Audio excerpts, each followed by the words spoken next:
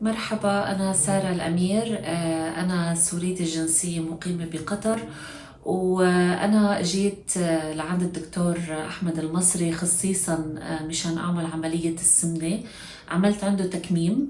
أنا طبعا كنت مرعوبة جدا أول حاجة من الفكرة، بس أنا الحمد لله من بعد أبحاث تقريبا فوق السنة، وبعد ما تواصلت مع الطاقم الطبي خاص بالدكتور أحمد وطمنوني، وشفت إنه قديه في مصداقية عندهم بالعملية بالبروسيجر كلياتها على بعضها.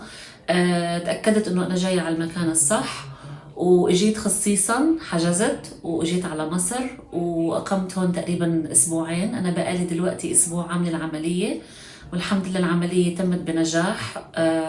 طبعا بتوفيق من ربنا، وبعدين من ايادين الدكتور احمد المصري. وطبعا يعني مع المتابعة والقعدة المستشفى، يعني كانت عن جد عن جد حسيت حالي أنا قاعدة ببيتي الثاني.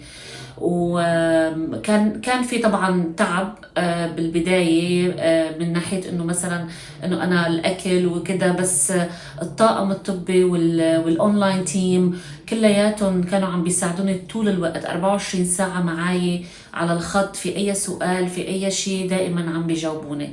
فانا كتير حابة اتشكركم. انتوا حتغيروا لي، انتوا غيرتوا لي حياتي وحتغيروا لي حياتي اسا اكتر. وبتشكركم كتير كتير، بتشكر الدكتور، بتشكر كل الطاقم اللي ساعدني انه اعمل الخطوة الكبيرة بحياتي، مشان انا اهتم بصحتي، لانه انا فعلا بعاني اساسا من مشاكل صحية، ولهيك قررت اني اعمل العملية. فشكرا شكرا شكرا.